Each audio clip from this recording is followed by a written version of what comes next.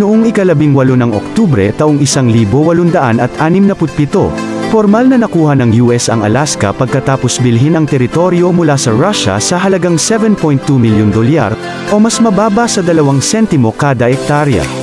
Ang pagbili sa Alaska ay binubuo ng 586,412 square miles, humigit kumulang 2 beses ang laki sa Texas, at pinangunahan ni William Henry Seward, ang Secretary of State sa ilalim ni Pangulong Andrew Johnson.